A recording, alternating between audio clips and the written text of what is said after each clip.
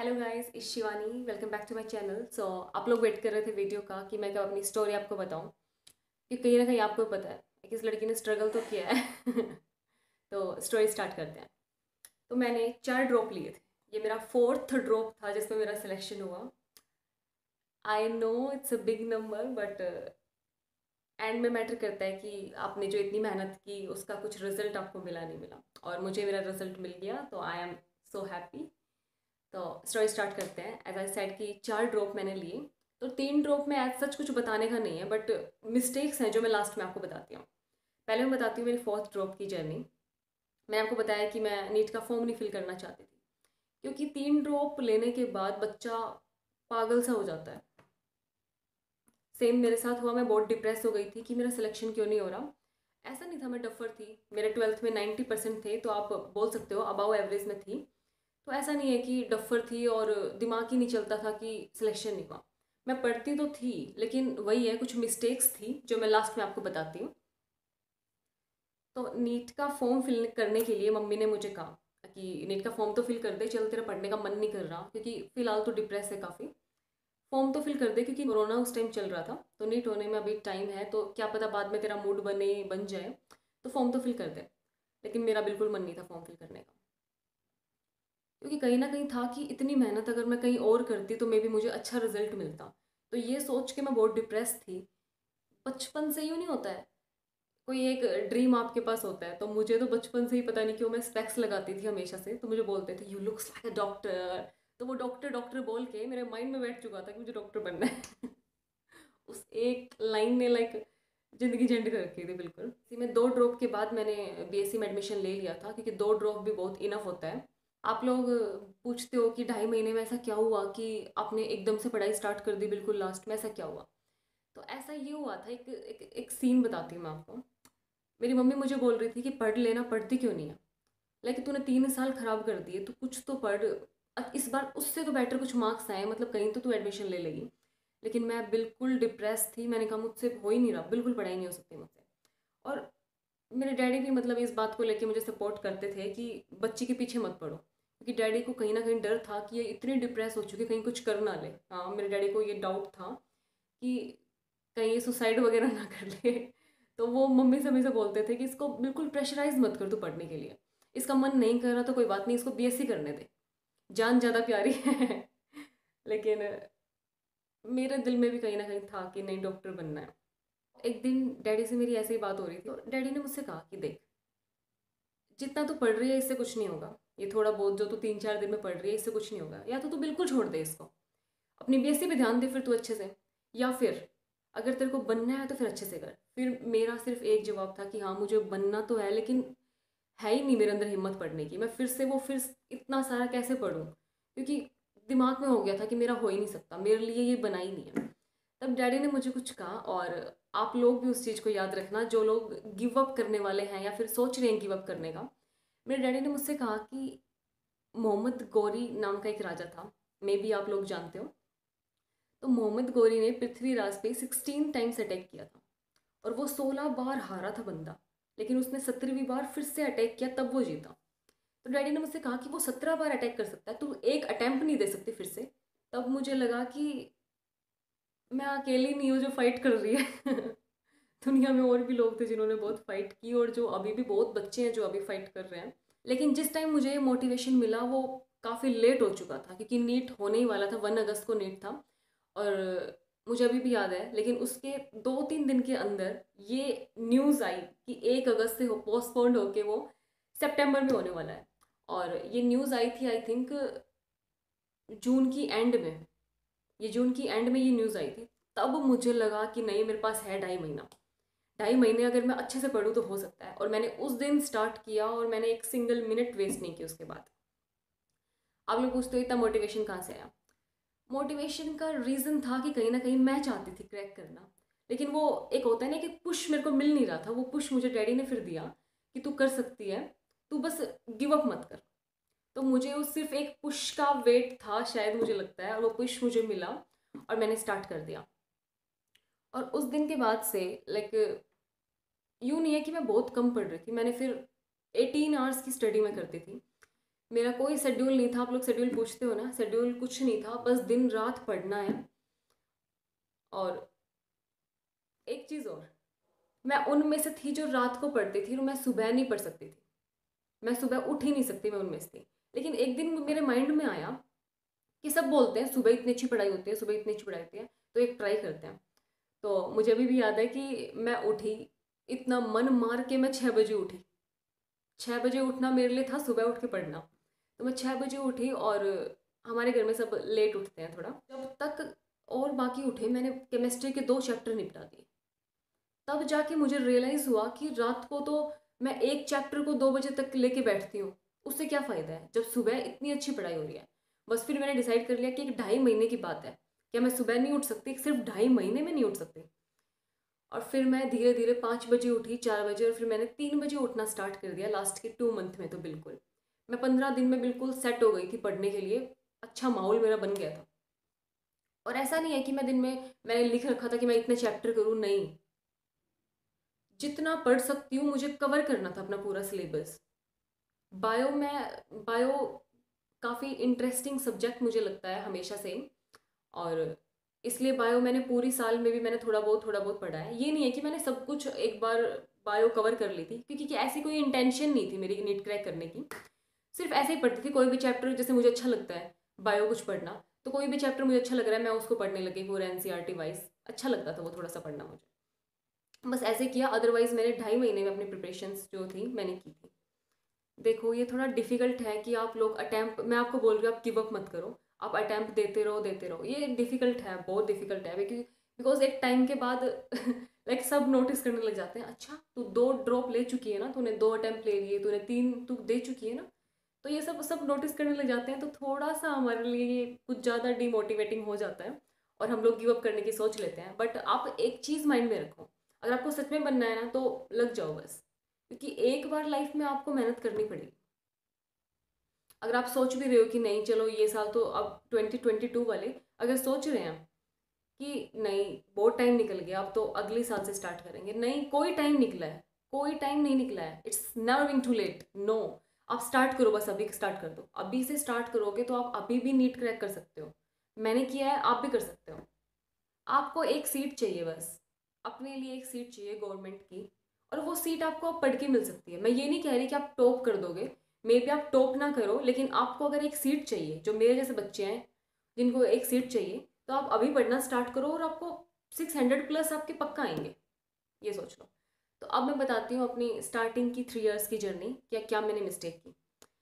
As such वही same story, क्योंकि 12th तक तो पता ही नहीं होता कि नीट का एग्ज़ाम कितना हार्ड है, कितना ईजी है, क्या है, बस सुना होता है कि 12th के बाद कोचिंग लो और सिलेक्शन हो जाता है। यही अपने दिमाग में लेके मैं दिल्ली गई प्रिपरेशंस के लिए, और मेरे साथ मेरी 4-5 फ्रेंड्स भी गई थी। हम लोग एक ही इंस्टीट्यूट में हम लोगों ने एडमिशन लिया, टारगेट इंस्टीट्यूट, आकाश के साइड में वो है। और स्टार्टिंग में सब अच्छा जा रहा था, मैं बहुत अच्छा लाइक स्कोर भी कर रही थी, मैं इम्प्रूव भी कर रही थी। लेकिन एक टाइम के बाद कब वो पूरा माहौल मस्ती में बदल गया, क्योंकि बहुत सारे दोस्त हमें एक साथ थे। स्टार्टिंग में तो जुनून होता है हमारे अंदर, लेकिन धीरे धीरे वो बिल्कुल माहौल मस्ती में बदल गया, और नीट ले गया बस वो। लास्ट तक लग गया था कि अब नहीं होगा। मैंने घर भी बोला कि हो ही नहीं रहा, बहुत धीरे धीरे करके बहुत ज़्यादा कम मार्क्स आने लग गए हैं। लेकिन मम्मी डैडी को था नहीं तू कर लेगी, नहीं तू कर लेगी, बट वो लास्ट में नहीं हुआ। और नहीं हुआ तब जाके थोड़ा सा मेरा ईगो हर्ट हुआ कि 12th तक तो लाइक मैं अपनी क्लास में टॉप कर रही थी, तो मेरा कैसे नहीं हुआ, क्योंकि सुना होता है ना कि कोचिंग लेने से हो जाता है, तो दिमाग में कहीं ना कहीं था कि मैंने तो कोचिंग भी ले ली, फिर भी मेरा नहीं हो रहा। फिर मेरी ईगो हर्ट हुई, और फिर मैंने डिसाइड किया कि नहीं मैं फिर से एक अटैम्प्ट दूंगी। उस टाइम पे तो एक ड्रॉप लेना is like more than enough था, कि सेकंड ड्रॉप का आप सोच रहे हो तो इतना प्रेशर आपके ऊपर पहले ही फील हो जाता है। तो मैं दिल्ली चली गई और मैंने कोई कोचिंग नहीं ली, मैं सिर्फ सेल्फ स्टडी करती थी वहाँ पर। और मिस्टेक मैंने क्या की, हम लोगों को कोचिंग में बताया ही नहीं जाता कि एनसीईआरटी की क्या इंपॉर्टेंस है। मुझे पर्सनली मैं बताऊं, मुझे अपनी पूरी कोचिंग में पता ही नहीं था कि पेपर एनसीईआरटी से आता है या फिर एनसीईआरटी पढ़ो, क्योंकि कभी किसी टीचर के मुंह से एनसीईआरटी सुना ही नहीं, वर्ड ही नहीं सुना। हम मॉड्यूल्स में लगे रहे, और जो मैंने नेक्स्ट ड्रॉप लिया, जो मेरा सेकंड ड्रॉप था, मुझे तब तक भी नहीं पता था कि एनसीईआरटी करना कितना इंपॉर्टेंट है। मैं एनसीईआरटी मैंने टच तक नहीं की थी, मैंने बायो तक की भी एनसीईआरटी टच नहीं की थी, सोचो आप। और केमिस्ट्री फिजिक्स की तो मेरे पास एनसीईआरटी थी ही नहीं, क्योंकि 12th तक तो हमें लाइक सीबीएसई में प्रदीप वगैरह ये सब हम पढ़ते हैं, एनसीईआरटी पे कोई ध्यान नहीं देता। तो मैंने अपने सेकंड ड्रॉप में भी यही मिस्टेक की, मैं मॉड्यूल्स में, उस टारगेट के मॉड्यूल्स में मैं लगी रही, जहाँ अपना एनसीईआरटी में 3-4 पेज का एक चैप्टर होता है, उस मॉड्यूल में 30-40 पेज का एक चैप्टर होता है। इतना पढ़ना, इतना रिवाइज करना इज़ लाइक अपनी अप्रोच से बाहर था। तो मैंने पढ़ाई की, लेकिन फिर भी नहीं हुआ। फिर लगा कि 2 साल खराब कर दी। फिर मैंने बीएससी में एडमिशन ले लिया। फिर कोरोना टाइम आ गया, ये कोरोना लाइक 2020 की बात है ये। फिर मैं घर आ गई, थोड़ा 4-5 महीने मैं दिल्ली में थी, मैं डीयू अटेंड कर रही थी, मैं डीयू में हूँ। उसके बाद मैं घर आ गई। और थर्ड ड्रॉप में मैंने ये मिस्टेक की कि मुझे था कि मैंने कॉलेज में एडमिशन ले रखा है बीएससी में, तो मैं कहीं फेल ना हो जाऊँ, तो मुझे असाइनमेंट्स, प्रैक्टिकल्स वगैरह ये सब देनी होगी। और लाइक कॉलेजेस में तो यार कहते हैं पढ़ना नहीं होता, लेकिन लिखना इतना होता है। आप इतनी मोटी मोटी प्रैक्टिकल्स बनाते हो, पूरी साल आप असाइनमेंट्स लिए जाते हैं, कभी इंटरनल हो रहे हैं, कभी कुछ हो रहा है, पूरा टाइम उसमें निकल गया। लेकिन यूँ था कि मैं साथ के साथ पढ़ाई भी कर रही थी अपना, और लास्ट के डेज में मुझे तब रियलाइज़ हुआ कि हाँ एनसीईआरटी इम्पोर्टेंट है। मैंने एनसीईआरटी पढ़ना स्टार्ट की, लेकिन टाइम बहुत कम बच गया था मेरे पास। फिर भी मैं लगी रहती थी, और बहुत ज़्यादा मैंने मेहनत की थी, लेकिन फिर भी मेरा सिलेक्शन नहीं हुआ। तब जाके मैं डिप्रेस हो गई थी कि मुझे फोर्थ अटैम्प्ट में बैठना ही नहीं है। मैं लाइक मैं लूँगी ही नहीं अटैम्प्ट, मेरे लिए ये चीज़ बनी ही नहीं है, होगी औरों के लिए शायद, मेरी बोलते हैं ना, मेरी है ही नहीं किस्मत में, ये चीज़ ही नहीं है। तब बैठ गया था, और इसलिए मैं फॉर्म फिल नहीं करना चाहती थी। सो लास्ट में मैं ये नहीं कहूँगी कि मैं प्राउड फील कर रही हूँ कि मैंने 4 ड्रॉप लिए, लेकिन मैं प्राउड फील कर रही हूँ एक चीज़ के लिए कि गिव अप नहीं किया।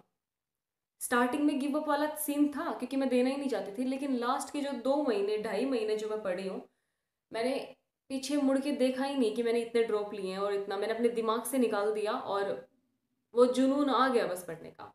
तो आप लोगों को अगर मेरी स्टोरी से कुछ सीखना है, तो आप ये सीखो कि थोड़ा बहुत पढ़ के, आपको लगता है कि मैं तो दिन में 4 घंटे पढ़ रहा हूँ, 5 घंटे पढ़ रहा हूँ, लाइक मोर देन इनफ, मेरे भाई बहन और सब तो कोई कुछ नहीं पढ़ रहा, मैं 4 घंटे पढ़ रहा हूँ, लाइक मेरा ही क्लियर होगा और किसी का नहीं होगा।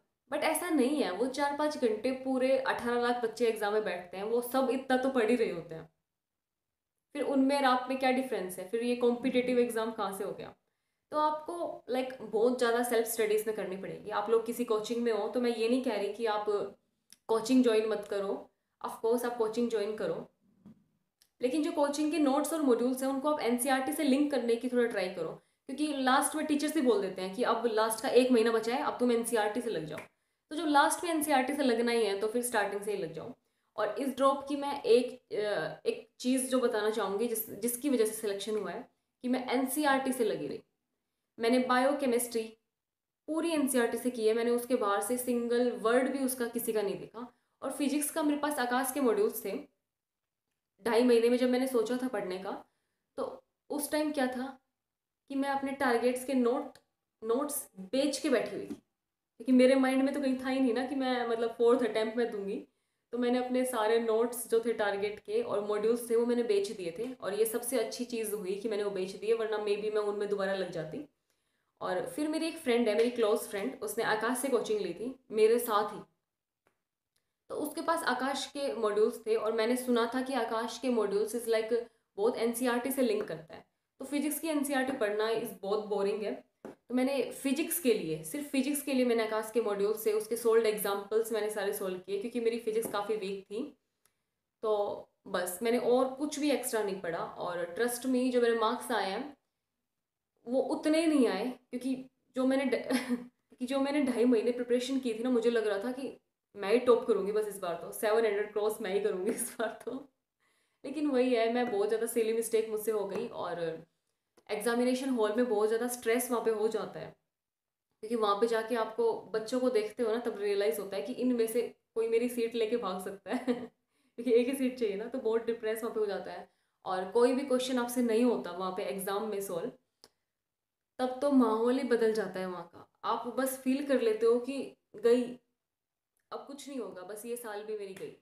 तो ऐसे ही कुछ डिप्रेशन में आके, एक स्ट्रेस में मैंने बहुत सारी सिली मिस्टेक कर दी, बहुत सारी। अदरवाइज मेरे मार्क्स बहुत अच्छे आते। मेरे अंदर यही कमी है, आज तक मैंने जितने भी अटैम्प्ट दिए हैं 50-60 नंबर की तो मैं सिली मिस्टेक करती ही करती हूँ।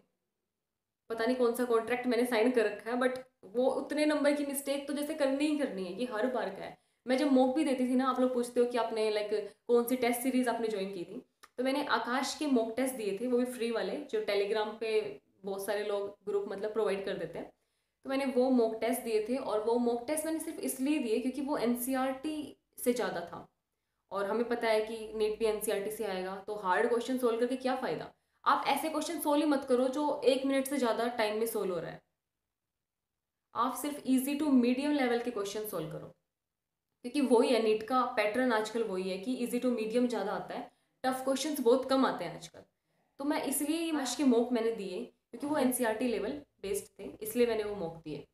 तो लास्ट में मैं यही बोलूँगी कि जो बच्चे अभी फ़िलहाल जो सोच रहे हैं कि क्या मैं कर सकता हूँ दी, क्या मैं कर सकता हूँ दी, मेरे पास बहुत मैसेजेस आते हैं कि दी मैं अब अगर मैं स्टार्ट करूँ तो क्या कर सकता हूँ। यार अगर तुम सच में चाहते हो करना तो तुम कर सकते हो। लिख के कर सकते हो तुम लोग, लिख के, मार्क माई वर्ड्स, तुम कर सकते हो। और बस ये सीखो कि गिव अप नहीं करना चाहिए। एटलीस्ट अब बहुत कम टाइम आप लोगों का नीट का बच रहा है, तो अब तो गिव अप मत करो। जिसने पूरी साल नहीं पढ़ा वो अब पढ़ के सिलेक्शन ले सकता है, और जो पूरी साल पढ़ता है अगर वो अब नहीं पढ़ रहा तो समझ लो उसने साल खराब कर दी। तो लास्ट में जितना मैटर करता है, क्योंकि नीट में क्या है, रिवीजन का खेल है, आपको ज़्यादा चीज़ें रिवाइज करनी होती हैं, और अगर आप पूरी साल पढ़ के वो 3 महीने अगर आप लास्ट में नहीं पढ़ते हो तो पूरी साल पढ़ने का कोई फ़ायदा नहीं है आपका। तो लास्ट के 2-3 महीने बहुत ज़्यादा इंपॉर्टेंट होते हैं, इसमें कोई बच्चा बाजी ले सकता है। सो आप पे डिपेंड करता है कि आपको क्रैक करना है नहीं करना। आगे से क्वेश्चन मत पूछना कि दी मैं कर सकता हूँ, अगर आपने पूछा है तो मतलब आप कर सकते हो, तो लग जाओ बस। और वीडियो अच्छी लगी हो तो लाइक करना, शेयर करना, सब्सक्राइब करना, और आगे आने वाली अच्छी अच्छी वीडियोस आप लोग देखना।